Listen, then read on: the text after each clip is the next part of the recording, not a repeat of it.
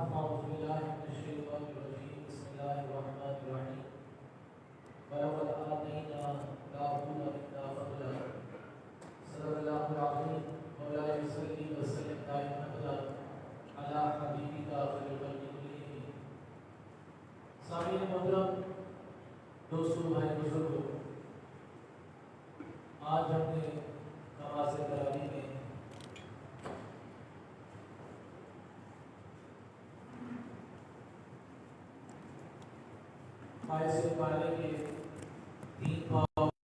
اور 23 پارے کے آدھے پارے تک ہم نے سماعت کیا ہے۔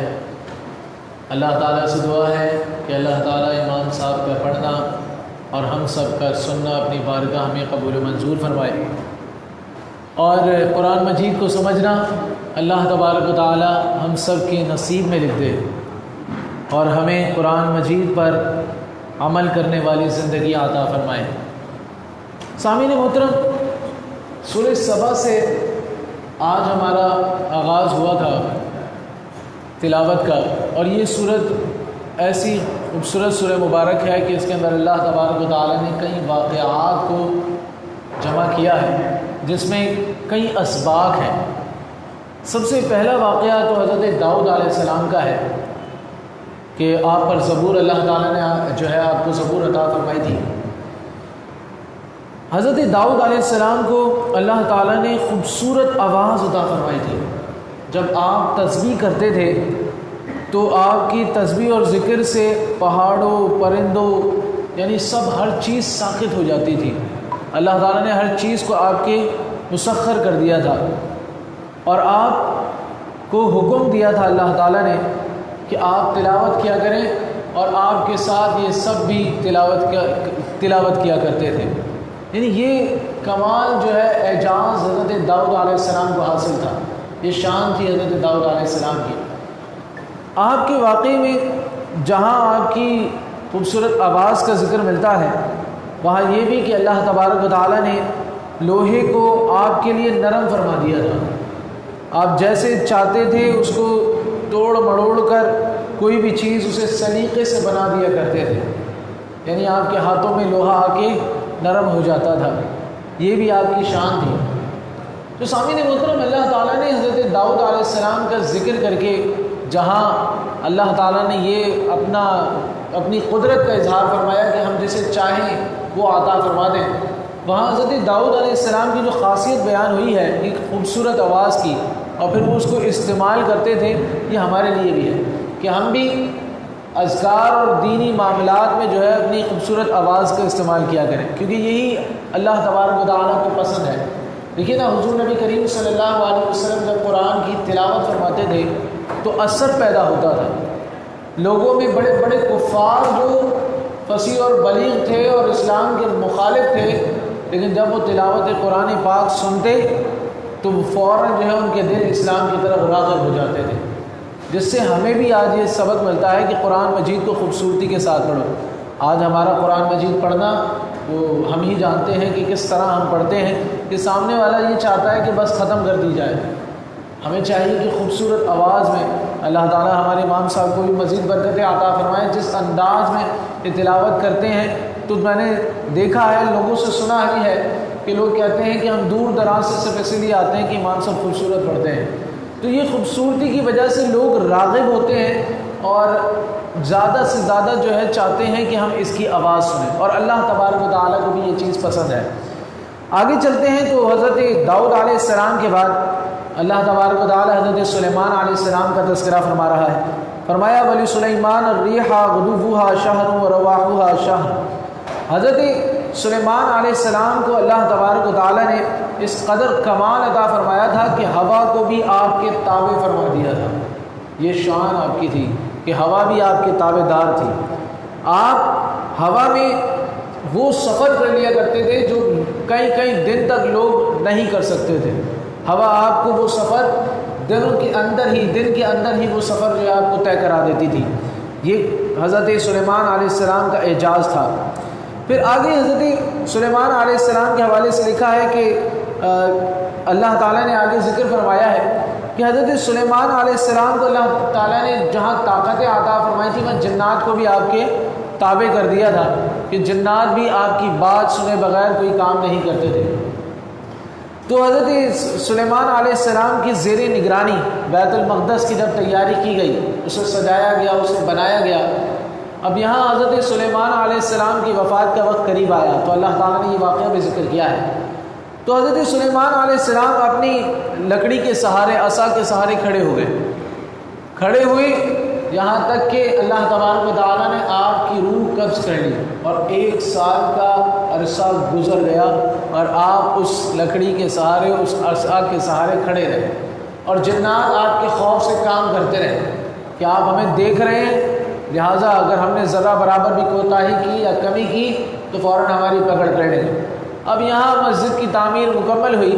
اللہ تعالیٰ نے دیمک کو حکم دیا کہ دیمک نے آپ کی جو عصا کی لکڑی عصا تھا اسے کھانا شروع کیا، یہاں تک کہ جب عصا کو اس نے کھایا تو آپ زمین پر تشریف لے آئے۔ تو جنات کو پتہ چلا ارے حضرت سلیمان علیہ السلام کو دنیا سے تشریف لے گئے 1 سال ہو چکا ہے۔ تو اللہ تبارک و تعالیٰ نے یہاں یہ بھی معاملہ بیان فرمایا، اور یہاں 2 چیزیں ہیں دوستوں۔ پہلی چیز یہ کہ اللہ کے نبی کی شان دیکھیے کہ سال گزر گیا لیکن ذرہ برابر بھی جسم کے اعضاء کے یا آپ کے ساتھ جتنی بھی چیز منسلک تھی کسی چیز پر اثر نہیں پڑا، ورنہ جنات بڑی طاقتور چیز ہے، وہ ایک چیز کو جو ہے اندازہ لگا کر سمجھ جاتی ہے، لیکن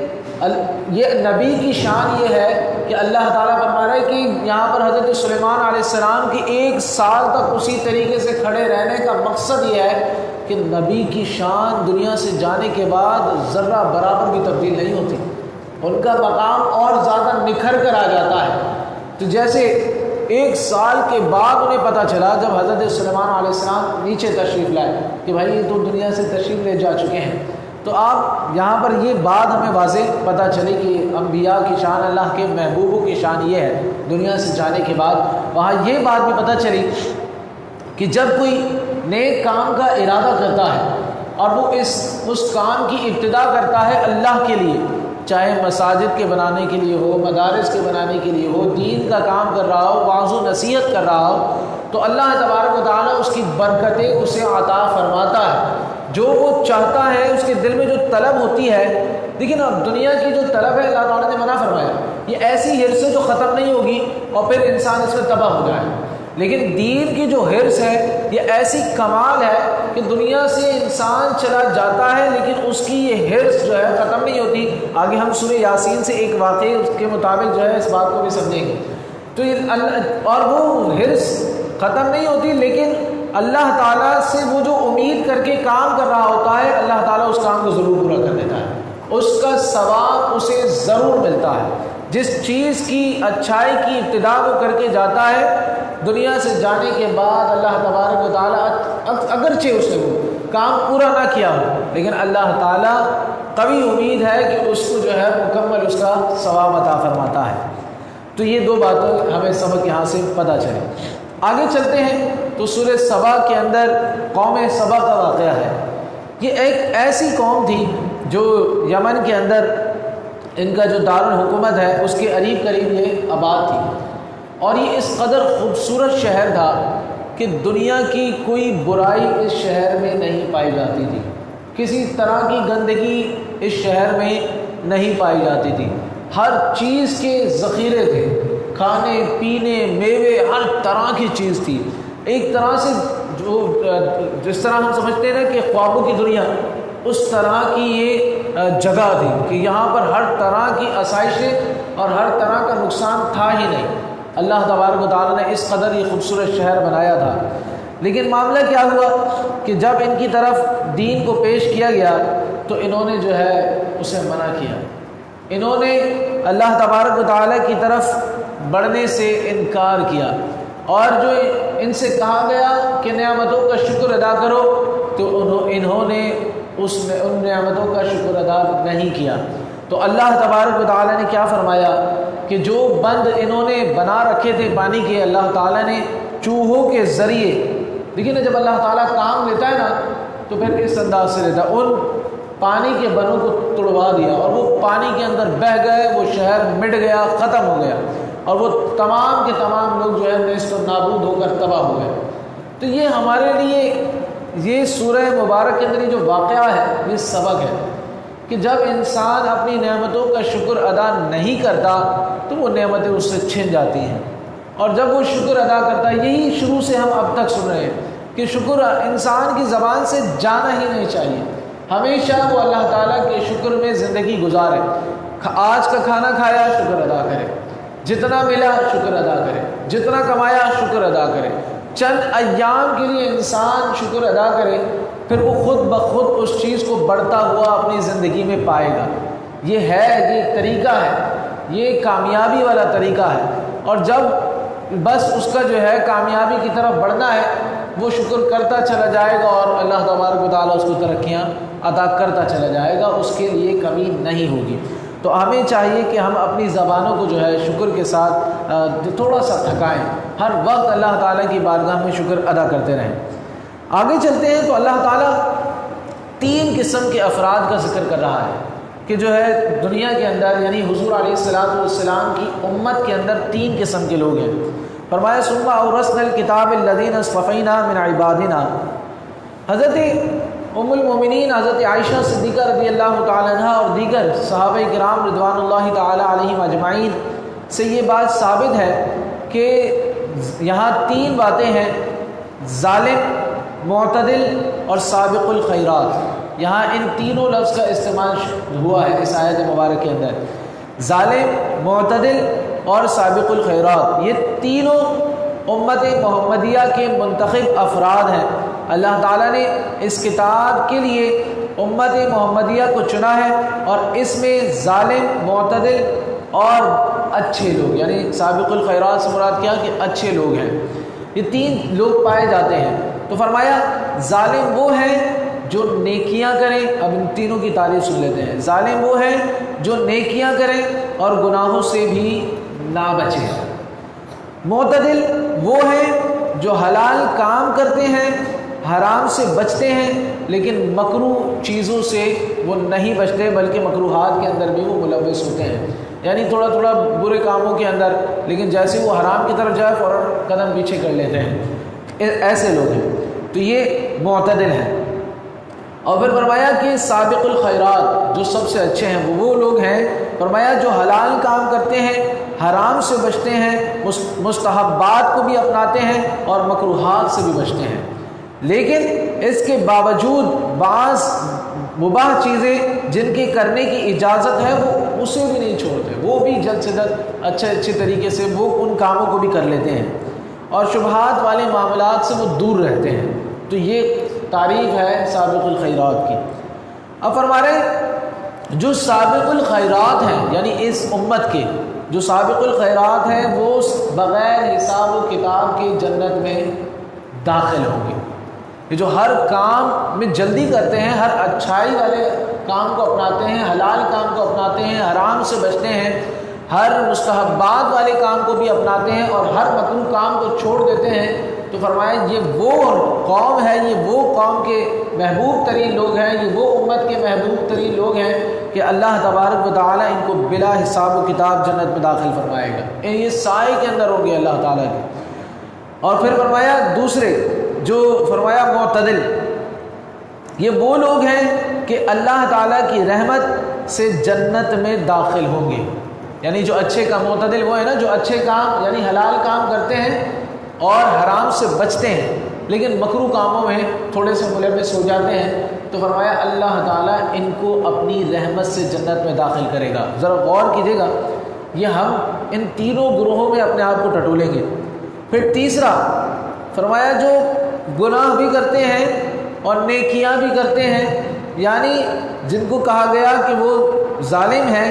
تو فرمایا وہ حضور نبی کریم صلی اللہ علیہ وسلم کی شفاعت سے جنت میں جائیں گے۔ تو ان 3 گروہوں کے بارے میں جو ہے آقی کریم سرور کائنات صلی اللہ علیہ وسلم کی امت میں یہ 3 گروہ پائے جاتے ہیں۔ تو ہم ان تینوں میں سے کہاں کھڑے ہیں؟ کیا ہمارے پاس نیکیوں کا ذخیرہ ہے؟ کیا ہم گناہوں کے ساتھ ہماری نیکیاں بھی بہت ہیں؟ یعنی یہ ایسے لوگ ہیں جو نیکیاں کرتے ہیں، نیکیاں چھوڑتے نہیں ہیں، کوئی موقع ہاتھ سے جانے نہیں دیتے، یہاں یہ بات نہیں ہو رہی کہ جس کو چاہا اس کو کر لیا، جس نیکی میں ہاتھ آسانی سے پڑ سکتا تھا وہ کر لیا، اور جو مشکل لگا وہ چھوڑ دیا۔ یہ ظالم بھی وہ لوگ کہلا رہے ہیں جو گناہ کرتے ہیں اور نیکیاں بھی نہیں چھوڑتے۔ تو یہ ہے، ان تینوں گروہوں کی تعریف کی گئی ہے۔ تو آج ہمیں اپنا محاسبہ کرنا چاہیے کہ اور تیسرا گروہ بھی حضور علیہ الصلوۃ والسلام کی شفاعت سے جنت میں جائے گا، اور دوسرا گروہ جو ہے معتدل وہ اللہ کی رحمت، اور تیسرا وہ تو سابق الخیرات ہے۔ تو ہمیں یہ آیت مبارک پیش کر کے اللہ تبارک و تعالیٰ نے غور کرنے کا ایک طرح سے موقع عطا فرمایا کہ ان تینوں میں سے ہم کہاں کھڑے ہیں، اور اگر ان تینوں میں ہمارا شمارہ نہیں ہوتا تو پھر ہم کہاں کھڑے ہیں۔ ہمیں دیکھنا چاہیے اور اپنے اعمال کو بہتر سے بہتر کر کے آگے سے آگے نکل کر اللہ تعالیٰ کا محبوب بندہ بننا چاہیے۔ اب آتے ہیں سورہ یاسین کی طرف۔ یہ سورہ یاسین جو ہے آپ جانتے ہیں یہ قرآن مجید کا دل ہے، اور ہر کسی کو جیتنے کے لیے، ہر کسی شخص کو جیتنے کے لیے اگر انسان کی بات بھی کی جائے تو اس کا دل جیتنا پڑتا ہے۔ تو یہاں بھی یہی ہے، جو شخص سورہ یاسین کو محبت سے پڑھتا ہے، روز مرہ اس کی عادت بناتا ہے، تو پھر یہ یاسین ایسی کمال کی ہے کہ انسان یاسین پڑھتا ہے لیکن وہ قرآن کو جیت لیتا ہے۔ پھر قرآن اس کو اپنے قرب کی طرف کھینچتا ہے، عادت لگ جاتی ہے اس کی۔ جتنی زیادہ ہم محبت کریں گے سورہ یاسین سے اتنا ہی زیادہ قرآن مجید ہمیں اپنا قرب عطا فرمائے گا۔ دوسروں سورہ یاسین کے اندر کئی واقعات آئے ہیں، لیکن میں ایک واقعہ جو ہے جو باقاعدہ اس سورہ یاسین میں کوٹ کیا گیا ہے، بہت کمال کا ہے، وہ آپ کی نظر کروں گا کہ فرمایا کہ اللہ تبارک و تعالیٰ نے حبیب بن اسماعیل نجار کا ذکر یہاں کیا ہے۔ یہ بڑائی کا کام کرتے تھے۔ پچھلے زمانوں میں جب رسول تشریف لائے اور لانے کے بعد جب انہوں نے دعوت دی ایک کفر کی جگہ پر، تو وہاں پر شہر والوں نے ان انبیاء کو جھٹلایا، ان رسولوں کو جھٹلایا اور منع کیا کہ ہم جو ہے نہیں لاتے اسلام۔ تو یہ بڑائی کا کام کرتے تھے، لیکن اللہ تعالیٰ نے سب سے پہلے انہیں ہی ایمان عطا فرمایا تھا ان کے شہر میں۔ تو یہ آئے اور آ کر جو ہے کہنے لگے کہ تم ان کا انکار کرتے ہو جو اللہ کی طرف تمہیں بلاتے ہیں، جو اللہ کے رسول ہیں، جو تمہیں دین سکھاتے ہیں، جو تمہیں بتاتے ہیں کہ تم اگر دین اختیار کرو گے تو تمہاری آخرت سنور جائے گی۔ وہ اتنے طیش میں آئے کہ انہوں نے ان کی بھی زندگی جو ہے اجیرن کر دی اور انہیں شہید کر دیا، تکلیف دے دے کر ان کو جو ہے شہید کر دیا۔ اور جیسے ہی یہ شہید ہوئے تو سورہ یاسین کے اندر بیان ہے، آقا کریم صلی اللہ علیہ وسلم اس کی احادیث کے جو ہے فرماتے ہیں حدیث کے اندر کہ پھر ہوا یہ کہ جب یہ شہید ہو جائیں گے، شہید ہو گئے، تو اللہ تبارک و تعالیٰ نے ان کو جو ہے جنت کا مکھی بنایا۔ حضور علیہ الصلوۃ والسلام، دیکھیے آگے کی بات حضور پہلے فرما رہے ہیں کہ ان کو جنت کا مکھی بنایا، اور پھر یہ عرض کرنے لگے کہ کاش میری قوم جو ہے میری بات کو سمجھتی، تمنا تھی ان کی کہ میں جو کہہ رہا تھا کاش یہ بات سمجھتے کہ اللہ تعالیٰ نے مجھے آج کیسی نعمتیں عطا فرمائی۔ تو یہ واقعہ قرآن مجید میں ایک کمال کی حیثیت رکھتا ہے، اور ہمیں بتا رہا ہے کہ اللہ کے ولی کی طاقت کیا ہے، کہ وہ جس طرح دنیا میں حسرت میں ہوتا ہے کہ میں لوگوں کو اچھائی کی طرف لے آؤں، تو وہ حسرتیں اس کی دنیا سے جانے کے بعد بھی ہوتی ہیں، اور اگر دنیا والے نیکوکار ہوں تو اس کا فیض ان تک پہنچتا ہے۔ یہ بھی یاد ہے کیونکہ وہ اس چیز کی خواہش کر رہا ہے، اور دنیا والے اگر برے ہیں تو پھر وہ اس چیز کو جو ہے وہیں بس وہ حسرت کرتا ہے کہ کاش یہ مان جاتے۔ اور اسلام کی طاقت بھی پتہ چل رہی ہے، ایک مومن کی طاقت بھی پتہ چل رہی ہے کہ مومن جب دنیا سے جانے کے بعد جنت کی نعمتیں حاصل کرتا ہے تو اس کی نظر دنیا کے معاملات میں بھی ہوتی ہے، وہ جہاں چاہے دیکھ سکتا ہے، اللہ تعالیٰ اسے وہ طاقتیں بھی عطا فرماتا ہے کہ وہ جنت کی اعلیٰ نعمتیں حاصل کرنے کے بعد بھی وہ ان کو دیکھ کر کہہ رہا ہے کہ کاش مجھے یہ موقع ملتا اور میں ان لوگوں کو بتاتا کہ آج میں کہاں پہنچ گیا، میرے رب نے میری کتنی زیادہ حوصلہ افزائی اور کتنا مجھے کمال عروج عطا فرمایا ہے۔ تو یہ حبیب بن اسماعیل نجار رحمۃ اللہ تعالی علیہ کا واقعہ آقی کریم صلی اللہ علیہ وسلم فرما رہے ہیں۔ دو باتیں یہاں سے پتہ چلیں، جہاں سے ایک طاقت پتہ چلی، وہاں سے یہ بات بھی پتہ چلی کہ دوستو دین کے لیے بولنے والے بڑے اہم لوگ ہوتے ہیں۔ اگر آپ دین کے لیے بولیں گے نا، کچھ نہ کچھ اپنے الفاظوں کو ادا کریں گے، کسی نہ کسی طریقے سے لوگوں کو اصلاح پر لانے کی کوشش کریں گے، لوگوں کو دین کی طرف لانے کی کوشش کریں گے، اچھائی کی طرف لانے کی کوشش کریں گے، اس میں آپ کا حصہ کیا ہے اس واقعے سے اندازہ لگائیں کہ اللہ تعالیٰ نے فرمایا اسے اتنی طاقت ملتی ہے، چاہے سامنے والے دشمنان اسلام ہوں۔ لیکن آج تو ہمارے لیے ہر چیز آسان ہے، سامنے والا دشمنان اسلام تو نہیں ہے، ہم تو اسلامی ملک کے اندر ہیں، ہم بول سکتے ہیں جتنی ہماری طاقت ہے، ہم اپنے آس پڑوس بچے جو ہے بھائی وغیرہ، ہم لوگوں کو تعلیم دے سکتے ہیں کہ یار ہمیں دین پر چلنا چاہیے،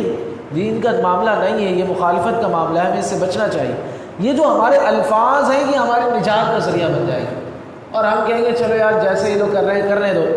تو پھر یاد رہے کہ ہماری بھی نیکیاں اس وجہ سے ضائع ہو جائیں۔ آج ہم لوگ کہتے ہیں کہ بس ہم نیک ہو جائیں، سامنے والا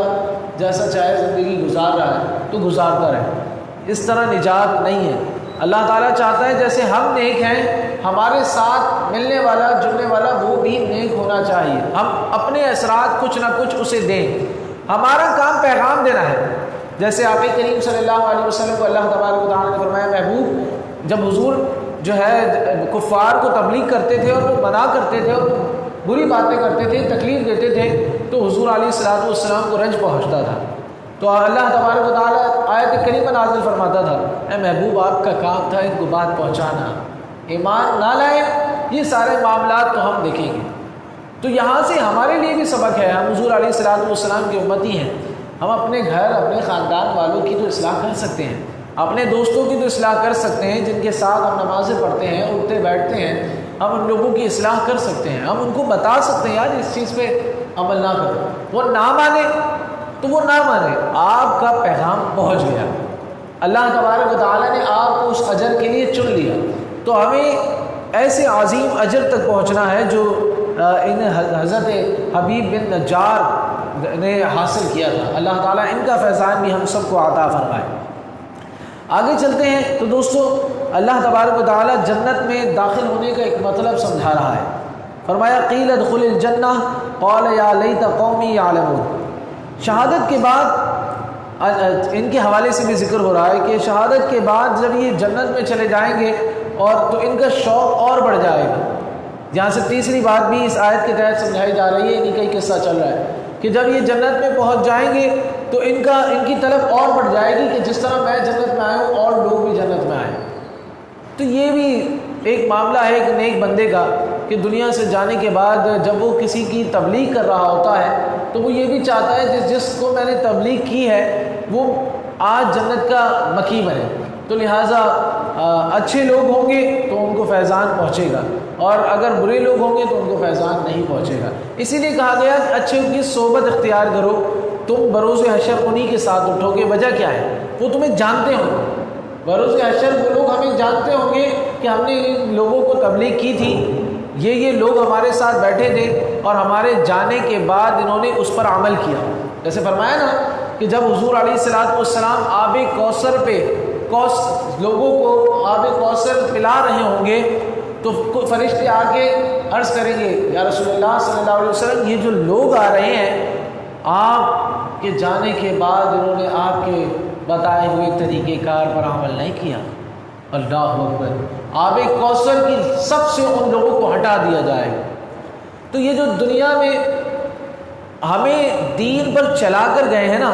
اگر ہم ان کے مطابق ذرہ برابر بھی عمل کرنے کی کوشش کریں گے تو یہ بروز حشر اپنے ساتھ ہم سب کو کھینچ لیں گے، وہ ہمیں جنت میں لے کر جائیں گے، اور اگر ہم ان کے راستوں سے ہٹیں تو وہ ہمیں حضور علیہ الصلوۃ والسلام کی شفاعت تک نہیں لے کر جائیں گے۔ وہاں یہ معاملات ہوں گے، وہ کہیں گے کہ ہاں تم تھے تو ہمارے ساتھ، لیکن ہمارے جانے کے بعد تم نے ہمارے طریقہ کار کو چھوڑ دیا تھا،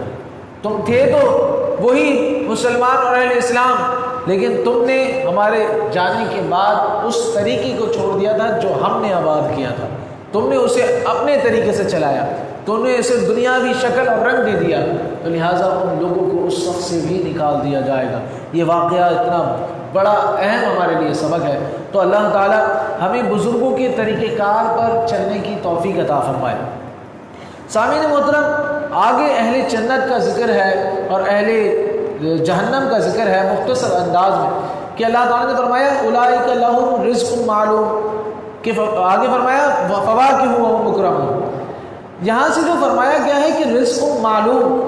کہ ان کے لیے رزق ایسا ہے کہ جو معلوم ہے، تو اللہ تعالیٰ نے یہ جو بات فرمائی ہے یہ اس لیے فرمائی ہے کہ دنیا میں رہنے والے جو ہمارے مطابق زندگی گزار رہے ہیں وہ جان لیں کہ ہم نے ان کے لیے رزق پہلے سے چنا ہوا ہے، اور وہ ایسا رزق ہے کہ وہ ان کو مل کر رہے گا، کوئی چیز ان کے آڑے نہیں آئے گی۔ کہ فرمایا نا کہ جب جنتی جنت میں بیٹھا ہوگا تخت پر، وہ خواہش کرے گا اور اس کے لیے اس کے رزق کی فراوانی اس کے سامنے ہوتی رہے گی۔ تو اللہ تعالیٰ نے فرمایا یہ سب معلوم ہے، یہ سب تمہیں ملے گا۔ لہٰذا آج ہماری جو دنیا کی خواہشات ہے نا، حرص، اس کو مارنے سے وہ رزق ہمارا جو ہے ہمارے لیے تقویت پکڑے گا۔ اور آج اگر ہم دنیا کے رزق کے لیے، یعنی کہ دنیا کے متاع کے لیے زیادہ کوشش کر کے کچھ غلط طریقہ کار پر نکل گئے نا، تو وہ رزق ہم سے چھن جائے گا۔ تو اللہ تعالیٰ یہی بات سمجھا رہے ہیں، وہ تو معلوم ہے، وہ ملے گا، وہ تمہارے لیے تیار ہے، تو لہٰذا تم اس کے لیے کوشش کرو۔ جو میوے ہم نے تمہارے لیے تیار رکھے ہیں تم زیادہ اس کے لیے کوشش کرو، اللہ تعالیٰ تمہیں دنیا میں بھی جو ہے آسائش عطا فرمائے گا اور آخرت میں بھی تمہیں کامیاب کرے گا۔ آگے اہل جہنم کا ذکر ہے، فرمایا ذالک خیر نزلا ام شجرۃ الزقوم۔ گزشتہ آیت میں جس طرح اہل جنت کے انعامات کا ذکر تھا، یہاں اہل جہنم اور ان کے عذاب کا ذکر ہے کہ جہنمیوں کو زرقوم کا درخت جو نہایت بدبودار اور کڑوا اور انتہائی کریہ المنظر ہوگا وہ انہیں دیا جائے گا، وہ اس سے پلائے جائیں گے، کھلائے جائیں گے۔ اور فرمایا کہ وہ جو درخت ہوگا اس کے خوشے ایسے ہوں گے جیسے شیطان کا سر، ہر طرح سے اس کی زندگی خراب ہو جائے گی۔ جو جنت سے کا مکی نہ بن سکا اور جہنم کی طرف گیا، اس کی سب کچھ تباہ ہو جائے گا۔ فرمایا نا وہ ایسا عذاب ہوگا کہ دنیا میں تو انسان کو تھوڑی سی تکلیف پہنچتی ہے یا انسان کو جل جاتا ہے تو وہ مر جاتا ہے، لیکن آخرت میں یہ ختم ہی ہو جائے گا سلسلہ۔ وہ جہاں جلے گا، جہاں وہ ان گندگیوں سے ختم ہوگا اسی وقت بنا دیا جائے گا، اسی وقت اس کو وہ تکلیفات جھیلنی پڑیں گی۔ تو اللہ تعالیٰ ہمیں جو ہے سابق الخیرات میں رکھے، جن میں ہم نے تذکرہ سنا۔ اللہ تعالیٰ ہمیں بلا حساب و کتاب جنت الفردوس کا مکی بنائے، اور اس کے بارے میں جس طرح سنا نا کہ سابق الخیرات وہ ہر طرح کی اچھائیوں کو اپنانے والے ہیں اور ہر طرح کی برائیوں سے بچنے والے ہیں۔ تو اللہ تعالیٰ ایسی زندگی ہم سب کو عطا فرمائے۔ دوستو آگے چلتے ہیں تو سورہ صافات کے اندر اللہ تبارک و تعالیٰ نے دیگر انبیاء علیہ السلام کا تذکرہ کیا ہے مختصراً، لیکن یہاں پر حضرت جس طرح جن کا مختصراً ذکر آیا ہے ان میں حضرت نوح علیہ السلام ہے، حضرت ابراہیم علیہ السلام ہے، حضرت موسیٰ علیہ السلام ہے، حضرت ہارون علیہ السلام ہے، حضرت لوط علیہ السلام ہے اور حضرت یونس علیہ السلام ہے۔ یہ ان انبیاء علیہ السلام کی قصے یہاں پر بیان ہوئے۔ حضرت نوح علیہ السلام نے اللہ تعالیٰ سے دعا مانگی۔ یہاں پر حضرت نوح علیہ السلام کا قصہ میں آپ کے سامنے رکھ رہا ہوں کہ آپ نے دعا مانگی تو اللہ تعالیٰ نے آپ کی دعا کو قبول فرمایا، اور حضرت نوح علیہ السلام اور ان کے گھر والوں کو دردناک عذاب سے بچا لیا، باقی سب کے سب ختم ہو گئے۔ حضرت نوح علیہ السلام نے اللہ تبارک و تعالیٰ سے ہمیشہ دعا مانگی تھی، اے اللہ میری اولاد کو بھی عذاب سے بچائے رکھنا۔ لہٰذا جب حضرت نوح علیہ السلام کو نکلنے کا حکم ہوا تو آپ کے ساتھ آپ کی نسل سے آپ کے 3 بیٹے تھے، اور انہی سے ہی باقی سب ختم ہو گئے، انہی سے ہی دوبارہ آبادی ہوئی اور لوگ دوبارہ پھیلے۔ تو دوستو یہاں 2 سبق ہیں۔ جس طرح ایک ہم نے حضرت نوح علیہ السلام کے حوالے سے پیچھے بھی ایک بیٹے کے حوالے سے سنا تھا کہ اس نے آنے سے انکار کر دیا تھا، تو اللہ تعالیٰ نے اسے بھی تباہ و برباد کیا۔ اور جب حضرت نوح علیہ السلام نے اللہ تعالیٰ سے عرض کیا اللہ تو نے تو اللہ تعالیٰ نے کیا فرمایا کہ اے نوح وہ شخص اہلیت سے نکل جاتا ہے جو طریقہ کار پر نہیں ہوتا، اہلیت سے بھی نکل جاتا ہے، لہذا ہم نے تمہاری دعا کو قبول کیا تھا، لیکن جو تمہارے طریقے سے نکل گیا وہ اہلیت سے نکل گیا، تو لہذا اس کے لیے وہ دعا تھی ہی نہیں۔ تو ہمیں یہاں پر یہ سبق پیچھے ہم سن کر آگے آئے ہیں۔ تو 3 آپ کے صاحبزادے تھے جو آپ کے ساتھ آئے، جو اہلیت کے قابل تھے، جنہوں نے اسلام پر آپ کا جو ہے ہاتھ بٹایا اور وہ آپ کے ساتھ کشتی میں سوار ہوئے، تو اللہ تبارک و تعالیٰ نے کیا برکتیں دی کہ ان کے ذریعے سے نسلوں کو پھیلا دیا، ان کے ذریعے سے برکتوں کو پھیلا دیا، ان کے ذریعے سے آنے والی قومیں آئیں، ورنہ تو سب ختم ہو گیا تھا۔ حضرت نوح علیہ السلام کے جو عذاب آیا تھا، 950 سال آپ نے تبلیغ کی لیکن کوئی نہیں مانا، تو اللہ تعالیٰ نے ایک ایک کو مٹا دیا۔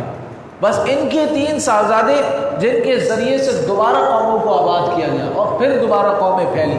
تو ہمارے لیے یہ ایک سبق ہے یہ واقعہ کہ اگر ہم چاہتے ہیں کہ ہم کامیاب ہوں تو ہمیں خود بھی تقوی دار بننا ہے، ہم چاہتے ہیں ہماری نسلیں آباد ہوں، نسلیں پیسے اور مال و دولت سے آباد نہیں ہوتی، اگر ہم چاہتے ہیں ہماری نسلیں قائم و دائم رہیں کہ تو یہ نہیں ہے کہ ہم ان کو پراپرٹیاں دے کر جائیں، ان کو ہم ایمان دے کر جائیں۔ اللہ تعالیٰ نے یہاں پر یہی سبق دیا، جب ہم انہیں ایمان دے کر جائیں گے تو ہماری نسلیں رہتی دنیا تک قائم رہیں گی، اور نسلوں کا رہتی دنیا تک قائم رہنا ایسا ہے جیسے کہ آپ کی قبر میں آپ کو سکون ملے، آپ راحت پائیں، کیونکہ ظاہر سی بات ہے جتنی زیادہ نسلیں کیسے پھیلتی ہیں؟ تقوی سے پھیلتی ہیں، اور جب تقوی سے وہ نسلیں پھیلتی ہیں اور پھر اس کے بعد اس کے اثرات کس کو ملتے ہیں؟ اسی کو ملتے ہیں جو اس تقوی کی بنیاد بنتا ہے۔ یہاں سے یہی بات ہمیں سیکھنے کو ملتی ہے۔ حضرت نوح علیہ السلام کا یہ قصہ ہمارے لیے یہی سبق، بہترین سبق ہے کہ ہم اپنی اولادوں کو راہ راست پر لانے کی کوشش کریں۔ جتنا زیادہ ہماری اولادیں راہ راست پر آئیں گی اتنا ہی زیادہ برکتیں پھیلیں گی، راہ راست کے معاملات پھیلیں گے اور بے برکتیاں اور تمام نحوستیں دور ہوں گی۔ تو اللہ تبارک و تعالیٰ سے دعا ہے کہ ہم نے آج جو کچھ سماعت کیا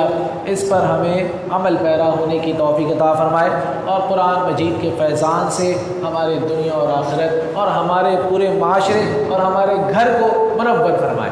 الحمدللہ رب العالمین، الصلاۃ والسلام علی سید الانبیاء والمرسلین وعلی آلہ واصحابہ اجمعین۔ اللهم ربنا آتنا في الدنيا حسنة وفي الآخرة حسنة وقنا عذاب النار۔ اللهم أنت السلام ومنك السلام وإليك يرجع السلام، حينا ربنا في السلام وادخلنا دار السلام، تبارك ربنا وتعاليت يا ذا الجلال والإكرام۔ اللهم اغفر وارحم وأنت خير الراحمين، اللهم رب ارحمهما كما ربياني صغيرا،